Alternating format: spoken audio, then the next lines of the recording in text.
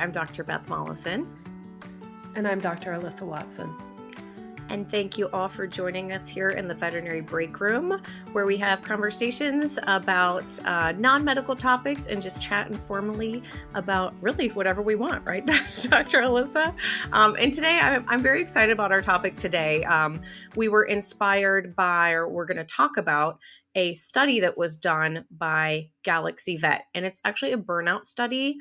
And I had never heard of this study before, but it's actually the third year that they're doing it. Had you ever heard about this study, Dr. Alyssa? Not until you brought it to my attention. So, yeah, same. And so basically what it is Galaxy Vet is an organization that's rooted in the idea of giving veterinary medicine back to veterinarians.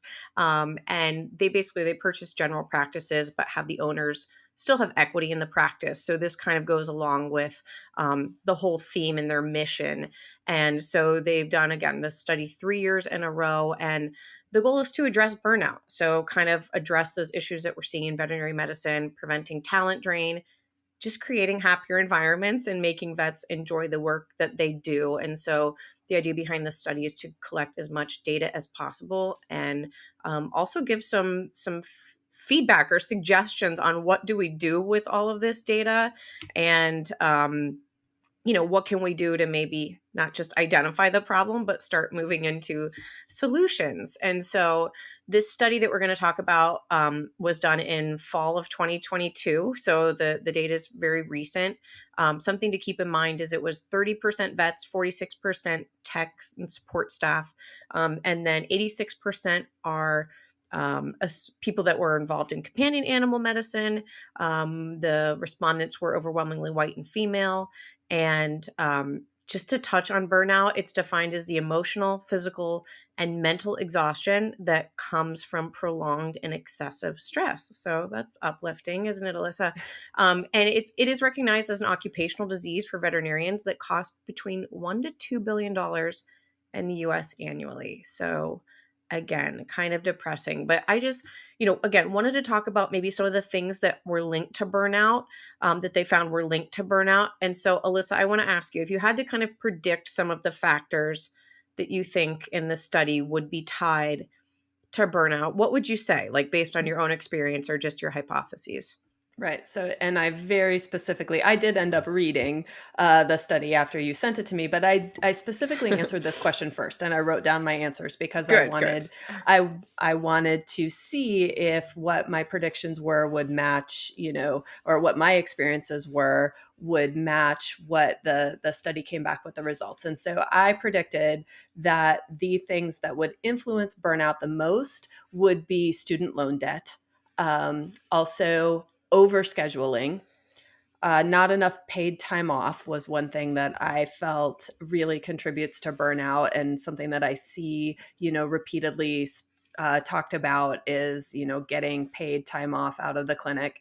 I also, one of the things that I've seen, personally experienced on the rise, or seen people talking more about, is this idea that there is more client incivility, that clients have become more demanding and are not as nice to the staff as they used to be.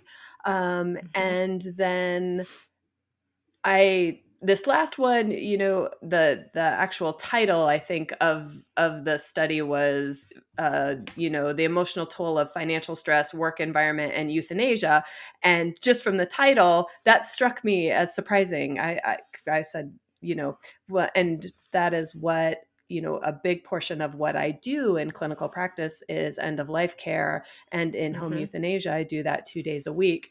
And so when I saw that as part of the title, I was a little taken aback. But again, I might not have the same experience with euthanasia as a lot of people do in the clinical setting.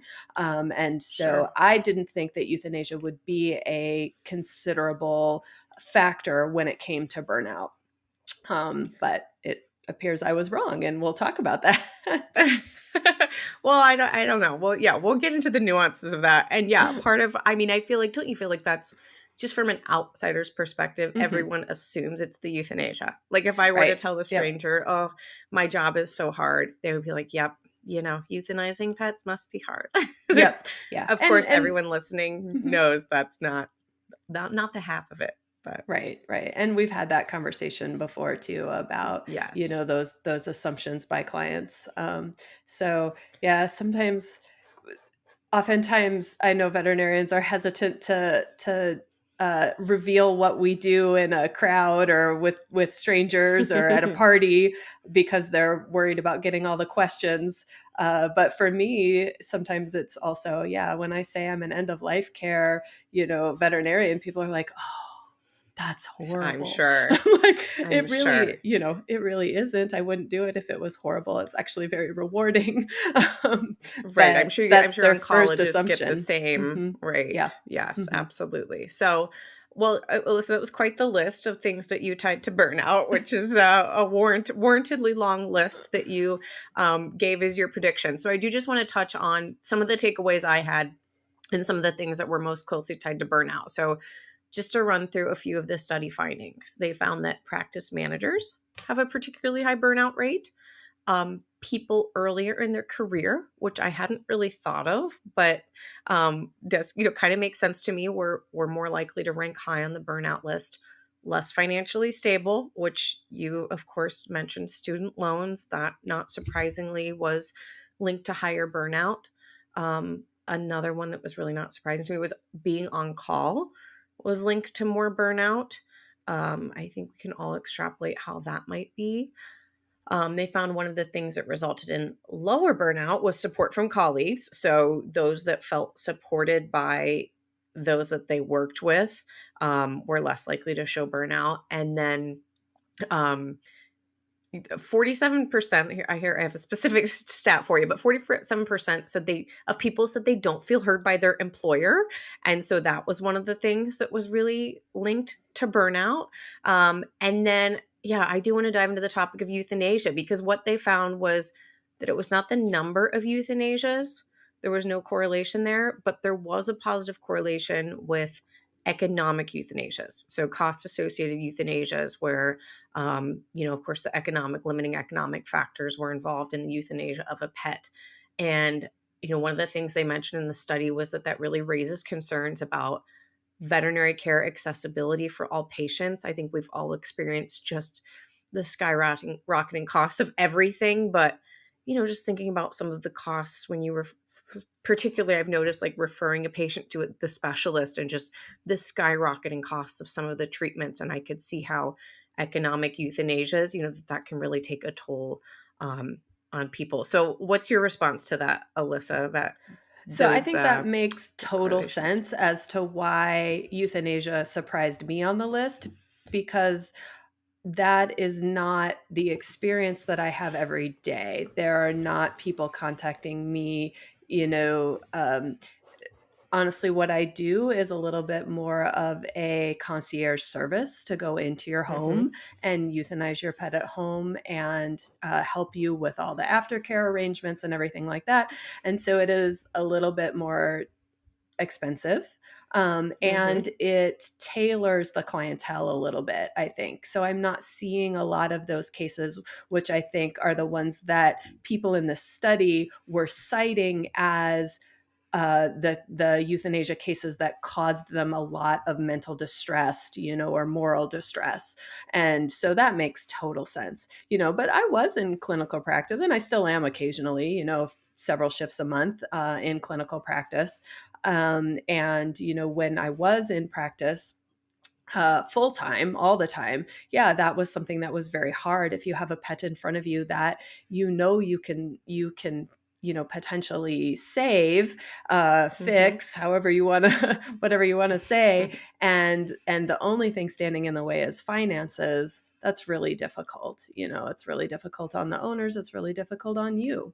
And a lot of that, going back to kind of the client incivility that I had originally predicted would be a big factor. I think some of that comes in the sense that clients feel guilty about not being able to pay for the care of their animal, and then they are projecting that as anger on their veterinarian. And so I think we need to identify ways for veterinarians and veterinary technicians and the support staff to Mm-hmm. not take that burden on themselves. We don't have to take that burden, you know. Yeah, and how often is, like, your point is, how often is that client incivility, which I love that word incivility, by the way, because we see a lot of it. How often is that client incivility linked to economic factors? And I feel like it's 9 times out of 10 for me, Mm-hmm. where it's Mm-hmm. anger over the cost of something, Mm-hmm. or even if it's not directly correlated, it's almost an indirect, yeah, where clients are taking their guilt out of maybe not being able to afford something, and it does turn into client Mm-hmm. incivility. So I definitely think there's a lot to be said about the economic factor and how that impacts everybody in the workplace. And yeah, I thought it was interesting because I think as vets, maybe to some degree, I don't know, just because at least in my clinic, I've been in practice maybe a lot longer than some of my support staff has. They tend to be younger, maybe have fewer years of experience under their belt. But um, it was almost nice to see that the number of euthanasias was not correlated to that burnout, because I do feel Mm-hmm. like, having been in practice for, been in the veterinary field for 20 years at this point, that you do learn how to kind of deal with euthanasia. But I do worry so much about my young support staff and how it affects them. So some of these takeaways were interesting, just thinking about it from their perspective and knowing there was a lot of support staff represented in this survey. And I'm what about really the glad that you brought that up. Yeah, because that was something that I noticed as well. And I think that we as veterinarians can really step up here. The other thing too, sometimes you're having a private conversation with the owner that your support staff is not privy to or aware of. Mhm. And so to be able to just take the time to reassure everyone involved in the with the care of that animal that we have decided that, end of life care, that humane euthanasia is the best course. I think that that is something that can really help, the support staff you move forward with that, to not have those feelings of distress and burnout.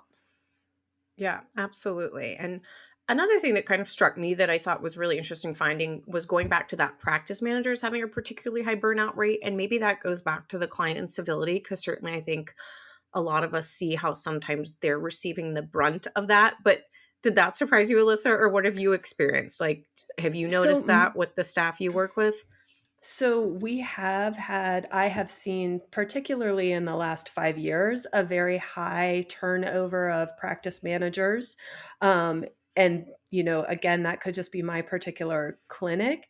What I've Hmm. noticed is that I don't think that in these cases, we're not always setting these people up for success, because Hmm. they're moved into this practice manager role either as they were, a licensed technician or somebody else that excelled in a different role in Sure. in the clinic, in the practice, and then they were moved over to this role without giving them the help and support. I will tell you, the very, very best practice manager I ever had in 20 years, he was not a technician, he was not a veterinarian, he went to school, and had a Mhm. master's in veterinary practice management.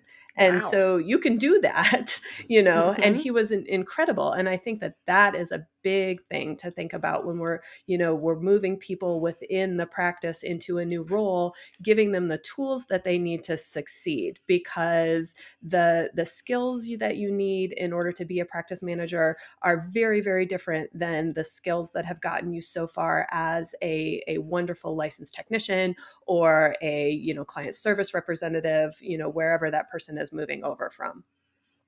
I love that call out, because I think about it too a lot in terms of not just the practice managers, but I feel like a similar situation happens a lot with the front desk staff, where maybe we hire, young teenagers sometimes. And I mean, I don't know if I would survive in that role with the amount Mhm. of just different skills, this broad skill set you need to deal with clients and deal with the general public in the veterinary setting is so high. And yet, sometimes we don't consider all of the different things that they're going to face, and sometimes we don't set them up for success. So I think that's really interesting. And I do want to touch too a little bit on some of the things that didn't have a correlation. So some other interesting findings from the study was they mentioned that more research needs to be done into compensation models, because they kind of went into the pros and cons on both the salary model and the pro sal model, which, Alyssa, I know you and I have had an extensive discussion before about different salary models.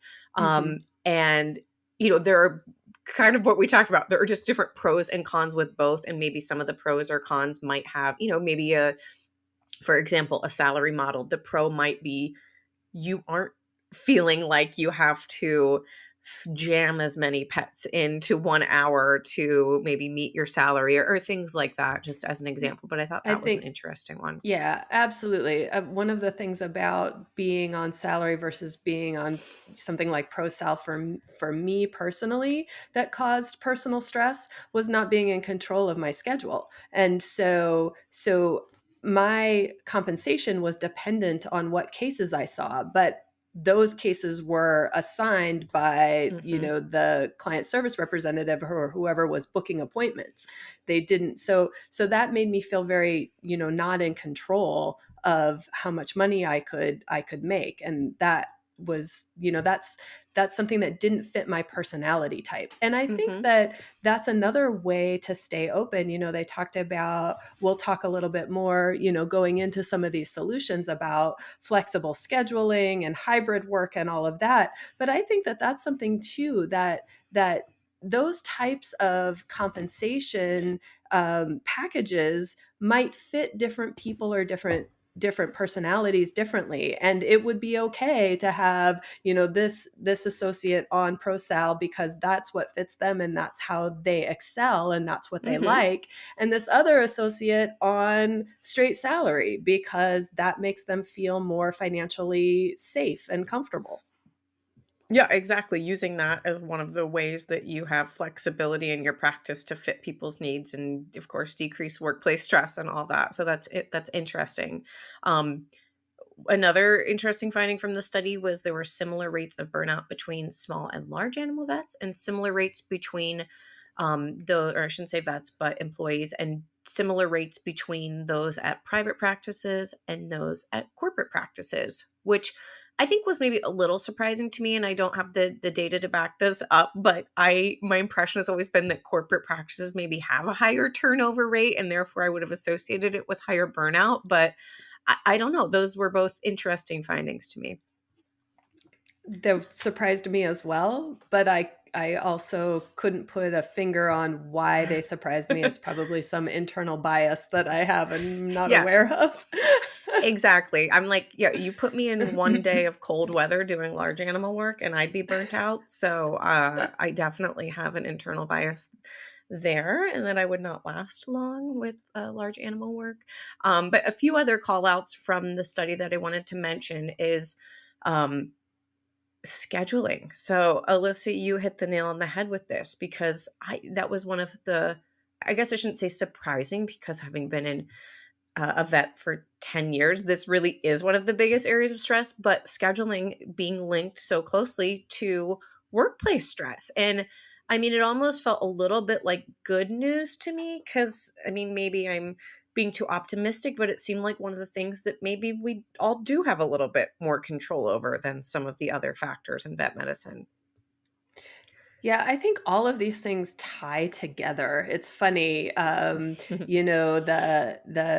you said that 47% of respondents said they don't feel heard by their employer, and that scheduling is one of the biggest areas of stress. And I can see how those things tie together Sure. very, weave together very easily. When you say I can't see another appointment, like I'm mentally at my capacity here, and Hmm. your employer is saying, well, we have to see everything that walks in the door, or we have to, that's where I feel like a lot of this stress comes from.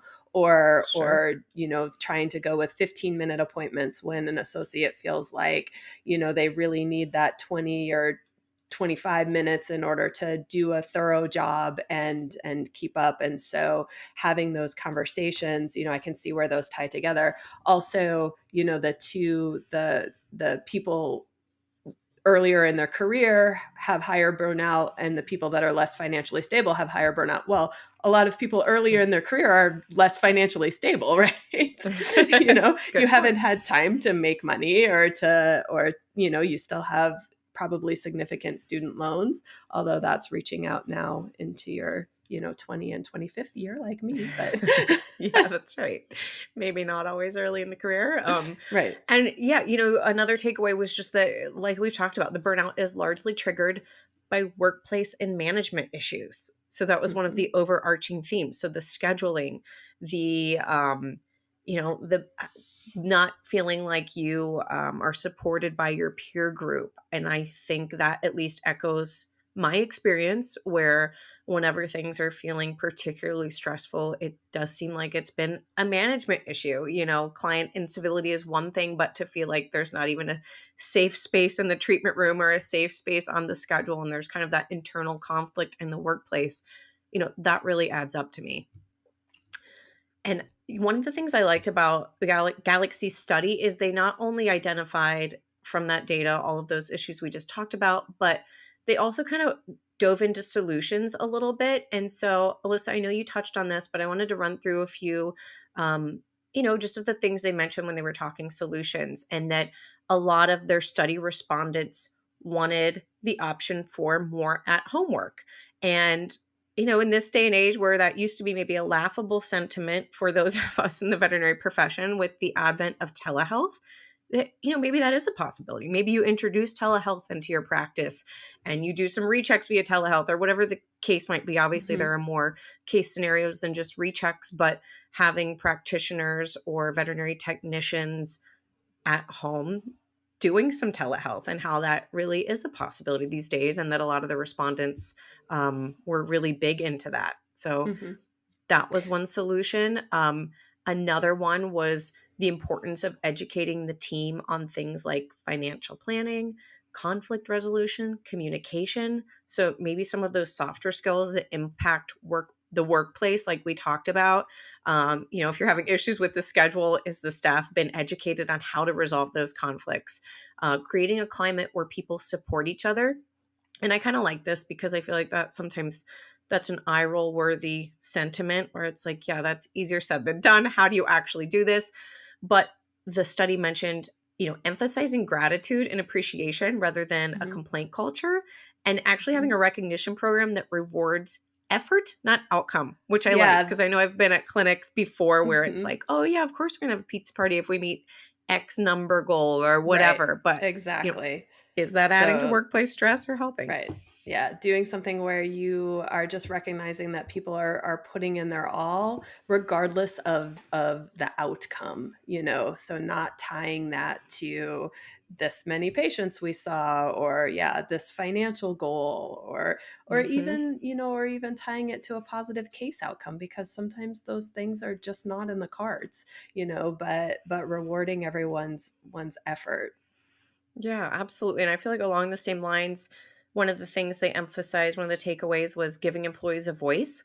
So, how bottom up ideas drive engagement. So, the more you're listening to those employees and implementing their ideas, even if those ideas are a fail, how much it boosts morale when people's ideas are given traction and they're given a chance to see if it works. And I thought that was a really good one, because I know in my own experience, you can see how much very quickly you can see the return on that, and how quickly morale is improved when people are given a voice.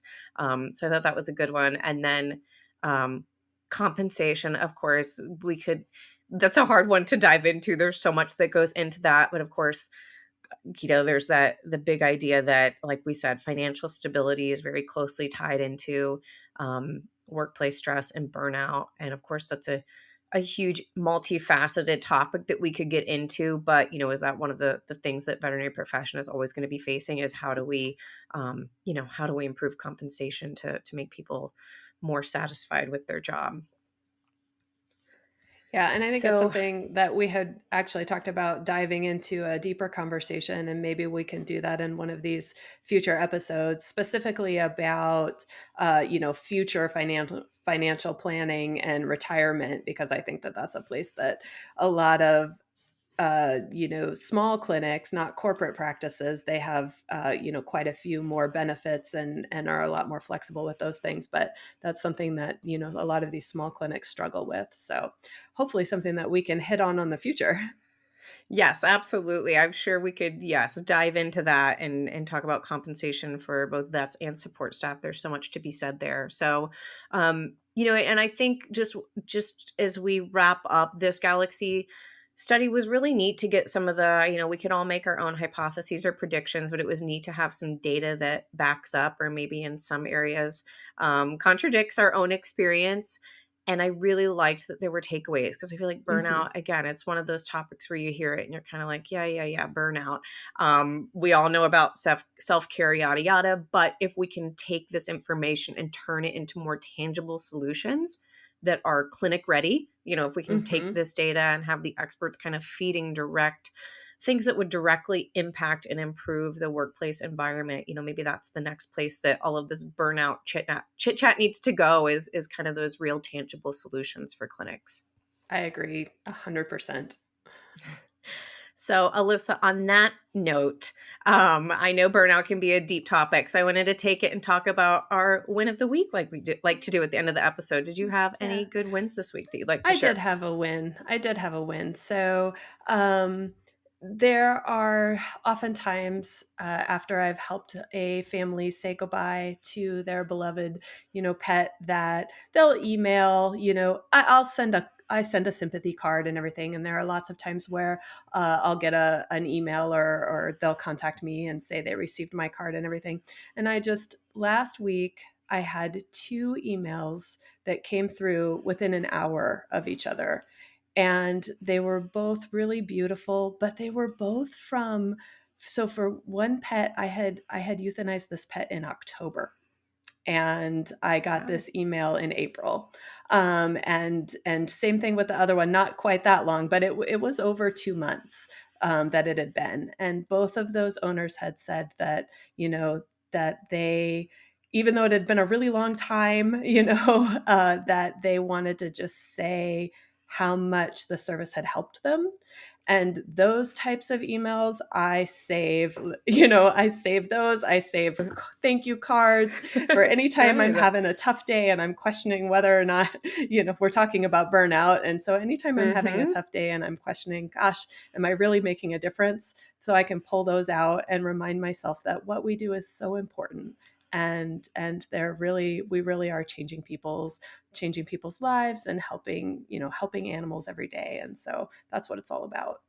Yeah, absolutely. And I think, well, yeah, you should print those. Those sound like ones to print out and hang on the wall, Alyssa. Because I feel like hopefully for every person that sends an email, I'm sure there are many more that are thinking the same sentiments and just don't express it. And yeah, that's why I try to remind myself when we talk about burnout, is it possible to spin it and think, how lucky are we to have a job that's so intense, yet so impactful? And along with that, of course, does come a lot of these issues and this burnout.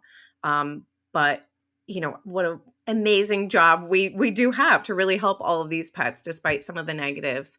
And speaking of pets, Alyssa, my win of the week is going to be that maybe by the time this airs, I will have a second dog. Hopefully that's going to be a win and I won't be super stressed. But yeah, Paul, anybody that knows me knows Paul, my dachshund. He's going to get a little brother dog. So I'm not going to say too much. I don't want to jinx too much. I will, of course, update you, Alyssa, if this all goes successfully. But in a few weeks, I'm going to go pick him up. Yay. I'm so excited. Anybody that's been following the podcast knows, we had a talk about rescuing pets and Dr. Beth's journey. And I am just thrilled that it looks like we are having the wonderful outcome that she deserves.